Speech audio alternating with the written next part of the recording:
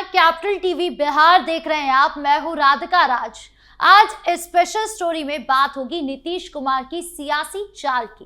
बिहार विधानसभा चुनाव के बाद सबको लगा था कि बिहार में सन्नाटा पसर जाएगा। अब नेता अपने अपने एसी वाले कमरे में घुसेंगे और सीधा अगले चुनाव में ही दिखेंगे, लेकिन ऐसा कुछ भी नहीं हुआ, बल्कि अलग अलग जिलों में अवैध अतिक्रमण पर बुलडोजर गर्जा, अपराधियों के खिलाफ गोली की गूंज सुनाई दी और माफिया और भ्रष्ट अधिकारियों का सफाया किया गया। यानी गृह मंत्री सम्राट चौधरी ने कोई कसर नहीं छोड़ी जिससे कानून व्यवस्था पर सवाल उठे। लेकिन इन सब के बीच जीत के बाद नीतीश कुमार नजर नहीं आए, जैसे कि वो राजनीति से डिस्कनेक्ट हो गए हो। लेकिन अब जो ऐलान उन्होंने किया है उससे नीतीश कुमार की वाहवाही हो रही है। साथ ही पुलिस प्रशासन और अधिकारी सब एक साथ कमर कसे हुए हैं, एक्टिव हो गए हैं। अब सवाल यह है कि आखिर नीतीश कुमार कौन से पुराने हिसाब किताब के कारण बिहार की धरती का दौरा करेंगे और उससे क्या हासिल होने वाला है, और सबसे बड़ी बात, इससे विपक्ष क्यों परेशान है। एक एक करके सब कुछ बताएंगे आपको विस्तार से।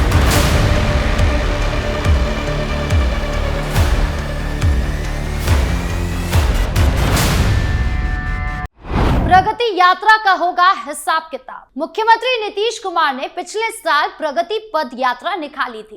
ये यात्रा दिसंबर 2024 से फरवरी 2025 तक चली। 2025 विधानसभा चुनाव से ठीक पहले हुई ये यात्रा नीतीश कुमार की 15वीं बड़ी यात्रा थी। मुख्यमंत्री नीतीश कुमार ने बिहार के सभी 38 जिलों का दौरा किया। पहले ये यात्रा महिला संवाद यात्रा के नाम से प्लान थी, लेकिन बाद में नाम बदलकर प्रगति यात्रा कर दिया गया। जेडीयू का स्लोगन था, जब बात बिहार की हो नाम सिर्फ नीतीश कुमार का हो। इससे नीतीश को एनडीए का मुख्य चेहरा बनाकर पेश किया गया। विपक्ष खासकर तेजस्वी यादव ने इसे अलविदा यात्रा कहा, मतलब नीतीश की आखिरी यात्रा। लेकिन नीतीश ने इसे विकास की प्रगति का प्रतीक बना दिया। यात्रा में नीतीश गांव-गांव गए, जीविका दीदियों से मिले, चेक बांटे, योजनाओं का उद्घाटन किया और शिलान्यास किया। उदाहरण के लिए सारण में 985 करोड़ की परियोजनाएं शुरू की गई, जिसमें नया मेडिकल कॉलेज भी था। मुजफ्फरपुर में 574 करोड़ की स्कीमों का ऐलान किया गया। कुल मिलाकर यात्रा में 430 योजनाएं चिन्हित हुई, जिन पर 50,000 करोड़ रुपए खर्च होने हैं। ये 22 विभागों से जुड़ी थी, सड़क, शिक्षा, स्वास्थ्य, सिंचाई, बिजली, रोजगार आदि। कैबिनेट ने इन्हें मंजूरी दी और दिसंबर 2025 में नीतीश ने हाई लेवल मीटिंग की और अफसरों को काम तेज करने के निर्देश दिए। मुख्य सचिव ने बताया कि 428 योजनाओं को मंजूरी मिल चुकी है, 21 का काम पूरा हो गया है और बाकी तेजी से चल रहा है। लेकिन ये काम जमीनी स्तर पर सच में हुआ भी है या नहीं, यही देखने के लिए अब नीतीश कुमार पूरे बिहार में घूमेंगे। सीएम नीतीश की बड़ी तैयारी। बिहार के मुख्यमंत्री नीतीश कुमार एक बार फिर प्रदेश भ्रमण की तैयारी में है। मुख्यमंत्री जल्द ही राज्यव्यापी यात्रा पर निकल सकते हैं, जिसके जरिए वो बिहार के अलग अलग जिलों का दौरा करेंगे। इस यात्रा के दौरान मुख्यमंत्री न सिर्फ विकास योजनाओं की जमीनी हकीकत का जायजा लेंगे, बल्कि बिहार चुनाव से पहले की गई प्रगति यात्रा के दौरान लिए गए निर्णयों और घोषित योजनाओं का उद्घाटन और शिलान्यास भी करेंगे। मुख्यमंत्री सचिवालय स्तर पर यात्रा की रूपरेखा को अंतिम रूप दिया जा रहा है। यात्रा की तारीखों और कार्यक्रम को लेकर मंथन चल रहा है और बहुत जल्द इसकी आधिकारिक घोषणा मुख्यमंत्री सचिवालय की ओर से की जा सकती है। माना जा रहा है कि ठंड के असर कम होने या मकर संक्रांति यानी 14 जनवरी के बाद मुख्यमंत्री नीतीश कुमार अपनी इस अहम यात्रा की शुरुआत कर सकते हैं। सीएम की यात्रा को लेकर बिहार के सभी जिलों में तैयारी चल रही है। सभी जिलों के डीएम, एसपी को तैयारी करने का निर्देश दिया गया है। यात्रा के लिए जिलावार स्थल का चयन किया जा रहा है। सरकार की ओर से इस यात्रा को लेकर बड़ी तैयारियां शुरू कर दी गई है। संबंधित जिलों के प्रशासन को अलर्ट मोड पर रखा गया है और विकास कार्यों की अद्यतन रिपोर्ट तैयार करने के निर्देश भी दिए हैं। मुख्यमंत्री की इस यात्रा का मुख्य उद्देश्य ये जानना बताया जा रहा है कि प्रगति यात्रा के दौरान किए गए वादे या लिए गए फैसले किस हद तक जमीन पर उतरे हैं। इसके साथ ही जिन जिन योजनाओं का काम पूरा हो चुका है उनका लोकार्पण भी मुख्यमंत्री स्वयं करेंगे, यानी देखेंगे कि काम सही से हुआ भी है या नहीं। यात्रा के दौरान मुख्यमंत्री अधिकारियों और जनप्रतिनिधियों के साथ समीक्षा बैठकें भी कर सकते हैं। इन बैठकों में विकास योजनाओं की प्रगति होगी, कानून व्यवस्था होगा, शिक्षा, स्वास्थ्य, सड़क और रोजगार से जुड़े मुद्दों पर फीडबैक भी लिया जाएगा। माना जा रहा है कि मुख्यमंत्री आम लोगों से भी सीधे संवाद कर उनकी समस्याएं सुनेंगे। यानी ये बिहार में हुई जीत के बाद पहली बार जनता के सामने उनका रुख होगा। फिलहाल सभी की निगाहें मुख्यमंत्री सचिवालय की आधिकारिक घोषणा पर टिकी है, जिसके बाद नीतीश कुमार की इस बहुप्रतीक्षित यात्रा की तस्वीर पूरी तरह साफ हो जाएगी। ये एक्टिव विपक्ष के लिए एक बड़ा मैसेज है कि नीतीश कुमार बीमार नहीं है, ना ही वो ऐसे नेता है जो सिर्फ चुनाव आने पर एक्टिव होते हैं या फिर विदेश घूमने चले जाते हैं। ये काम सिर्फ विपक्ष का है, जो बखूबी तेजस्वी यादव भी जानते हैं और राहुल गांधी भी। नीतीश की यात्राओं का महत्व। सीएम नीतीश आज से नहीं बल्कि लंबे सालों से यात्राएं कर रहे हैं। उनके लिए यात्राएं सिर्फ दौरा नहीं है, बल्कि जनता से सीधा जुड़ाव, विकास की समीक्षा और सियासी संदेश देने का मजबूत तरीका है।